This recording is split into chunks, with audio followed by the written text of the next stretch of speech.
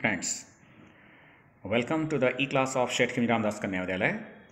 Today, we are going to read the third read of our sixth unit of our English textbook.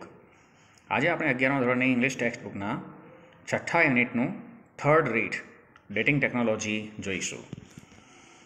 Dating technology શું છે? તો સમય નિર્ધારિત કરવાની એક વૈજ્ઞાનિક પદ્ધતિ છે. કોઈ પણ તમે જોયું હશે કે પ્રાચીન સમયના કોઈ પણ એવા અવશેષો મળતા હોય, કોઈ પણ વસ્તુ મળતી હોય, એ ભૌતિક વસ્તુ પણ હોઈ શકે, કોઈ પણ પ્રાણીના સંદર્ભમાં પણ કંઈ એનો અવશેષ હોઈ શકે, તો એનો સમય નિર્ધારિત કરવામાં આવતો હોય છે. તો એ સમય નિર્ધારિત કરવાની જે ટેકનોલોજી છે એને ડેટિંગ ટેકનોલોજી કહેવામાં આવે. ક્રાઇમ ઇન્વેસ્ટિગેશનમાં પણ આ ડેટિંગ ટેકનોલોજીનો ઉપયોગ કરવામાં આવતો હોય છે, જેથી કોઈ પણ પ્રાણી ક્યારે એનું મૃત્યુ થયું હશે, આ ઘટના કોઈ બની હોય, કોઈ ગુનાહિત કૃત્ય થયું હોય તો એ ક્યારે થવા પામ્યું હશે, એ બધી જ બાબતો એમાં જાણી શકાતી હોય છે. તો એના પેજ નંબર તમારા ટેક્સ્ટબુકના પેજ નંબર 67 ઉપર આ લેશન આપેલું છે. પહેલાં આપણે આ લેશન શરૂ કરીએ એની પહેલાં ગ્લોસરી લેશનની જોઈ લઈએ. કેટલાક શબ્દો આપ્યા છે, એના અર્થ આપ્યા છે. તો તમારા ટેક્સ્ટબુકના પેજ નંબર 68 ઉપર એના ગ્લોસરી છે. હા, તમારી ટેક્સ્ટબુકના પેજ નંબર 68 ઉપર જુઓ, ગ્લોસરી કેટલાક શબ્દો આપેલા છે, એના અર્થ છે. Dating means finding the period in which N object or person existed. હા, કોઈ ચોક્કસ સમયે કોઈ પણ વસ્તુ અથવા વ્યક્તિ એક્ઝિસ્ટ એટલે અસ્તિત્વ ધરાવતો હતો, તે સમયગાળો શોધવાની એક પ્રક્રિયા, તો એને કહેવાશે ડેટિંગ. હા, ક્યારે અસ્તિત્વ ધરાવતું હતું એ જાણવાની એ પદ્ધતિ છે. રેડિયો એક્ટિવિટી એટલે process by which an unstable atom loses energy. એક એવી પ્રક્રિયા કે જેમાં એક અસ્થિર કણ છે પોતાની એનર્જી ગુમાવતો રહેતો હોય છે, એને રેડિયો એક્ટિવિટી કહેવામાં આવે. એન્શિયન્ટ એટલે પ્રાચીન, વેરી ઓલ્ડ ખૂબ જ જૂનું, ખૂબ જ પ્રાચીન. Artifact means man made object, મનુષ્ય નિર્મિત વસ્તુ, કોઈ મનુષ્ય દ્વારા બનાવવામાં આવેલી વસ્તુ હોય એને આર્ટિફેક્ટ કહેવામાં આવતું હોય. હવે પેજ નંબર 67 ઉપર આપણે લેશન જોઈશું. જો ટાઇટલ છે ડેટિંગ ટેકનોલોજી, હા, સમય નિર્ધારિત કરવા માટેની technology. Dating objects and artefacts is an interesting area of investigation. હા, કોઈ પણ ઓબ્જેક્ટ એટલે વસ્તુઓ અને આર્ટિફેક્ટ્સ એટલે મનુષ્ય નિર્મિત બાબતો, વસ્તુઓનો સમય નિર્ધારિત કરવો તે ઇન્વેસ્ટિગેશનનો એક રસપ્રદ ક્ષેત્ર કહી શકાય. ઇન્ટરેસ્ટિંગ એરિયા, હા, રસપ્રદ ક્ષેત્ર કહી શકાય. તમે ઘણી બધી એવી ડિટેક્ટિવ સિરિયલમાં જોયું હશે.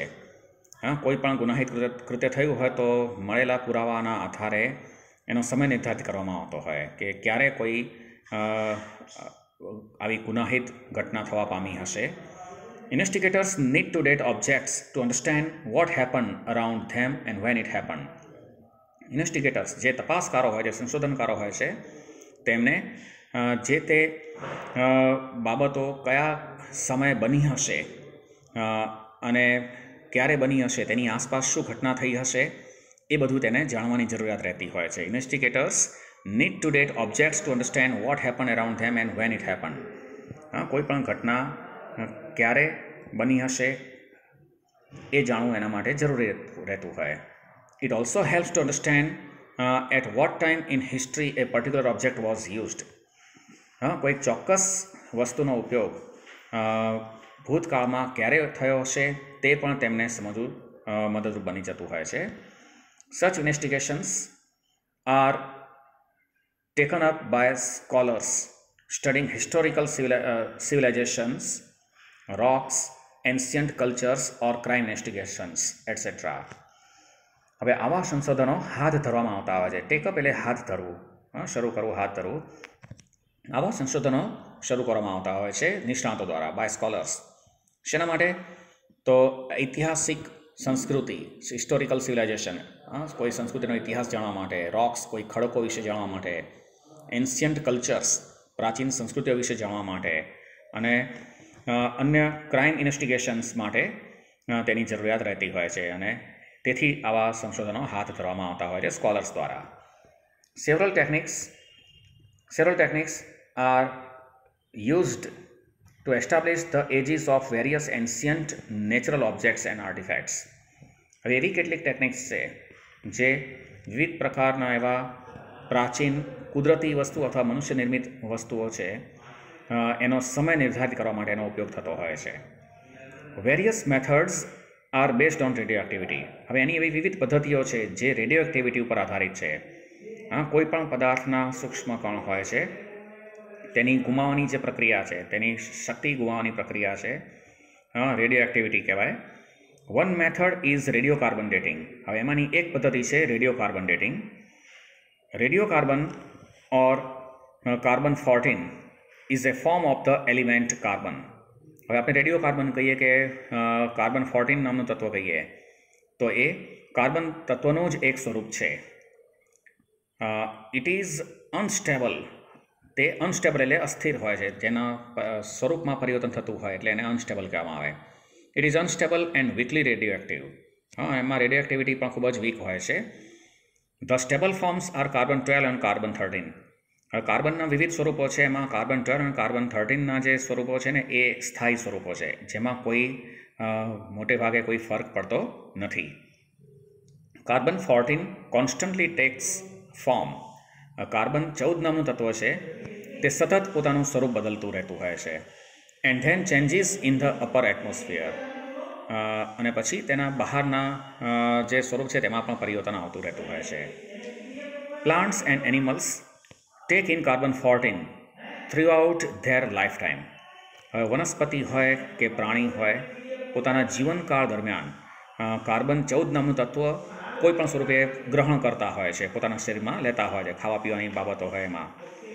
વેન તે ડાય, જ્યારે તેનું મૃત્યુ થાય ત્યારે they stop exchanging carbon and their carbon 14 then starts to decrease at a rate determined by the law of radioactive decay. જ્યારે આ પ્રાણીઓ મૃત્યુ પામે ત્યારે તે આ કાર્બન લેવાનું બંધ કરી દેતા હોય છે. they stop exchanging carbon and their carbon 14 then starts to decrease. પછી એનું કાર્બન 14 નામનું તત્વ છે એના શરીરમાં ઘટવાની શરૂઆત થાય છે. ડિક્રીઝ એટલે ઘટવું. હવે કયા દરે ઘટે છે એ પણ આપેલું છે. At a rate determined by the law of radioactive decay. Radioactive ઘટાડાનો જે નિયમ છે તે નિર્ધારિત દર મુજબ તેમાં કાર્બન 14નો ઘટાડો થતો રહેતો હોય છે. This method is design two measure this left over radio activity. બાકી બચેલી, લેફ્ટ ઓવર એટલે બાકી બચેલી રેડિયો એક્ટિવિટીનું માપન કરવા માટે આ પદ્ધતિ બનાવવામાં આવી છે. by knowing how much carbon 14 is left in a sample. લેવામાં આવેલા સેમ્પલની અંદર કાર્બન 14 નામનું તત્વ કેટલું બાકી બચ્યું છે તે જાણીને the age of the organism when it died can be known. તો જે તે સજીવ છે તે ક્યારે મૃત્યુ પામ્યો છે તેનો સમય આપણે નિર્ધારિત કરી શકતા હોઈએ છીએ. Our methods are also used like archaeomagnetic dating. હવે આપણી પદ્ધતિઓ આર્કિયોમેગ્નેટિક ડેટિંગ જેવી આપણે પદ્ધતિઓનો ઉપયોગ કરવામાં આવતા હોય છે. This is based on reversal magnetic field of the earth. તે પૃથ્વીના ઉર્ધ્વ ચુંબકીય ક્ષેત્રના આધારે કામ કરતું હોય છે. Tree ring dating is another useful technique. Tree ring dating એ પણ એક બીજી ઉપયોગી ટેકનિક છે. ટ્રી રિંગ ડેટિંગ એટલે કોઈ પણ વૃક્ષનો સમય નિર્ધારિત કરવો. તમે વૃક્ષના થડનો આડછેદ લેશો તો એમાં કેટલીક ફિગર આવતી હોય છે, તો એ ફિગરની ઉપરથી પણ તમે સમય નિર્ધારિત કરી શકતા હોય છે. Every year changes occur within a tree by factors like rainfall etcetera. વરસાદ વગેરે જે ઘટનાઓ બનતી હોય છે તે પરિબળોને આધારે તેમાં દર વર્ષે પરિવર્તન આવતા હોય છે. કોઈ એક વૃક્ષ વર્ષો સુધી અસ્તિત્વ ધરાવતું હોય છે, જ્યારે એને કાપવામાં આવે ત્યારે એ સમયે એના થડની અંદર જે ફિગર પડેલી હોય છે તે ફિગરની અંદર તમામ પ્રકારની બાબતોની નોંધ થયેલી હોય છે.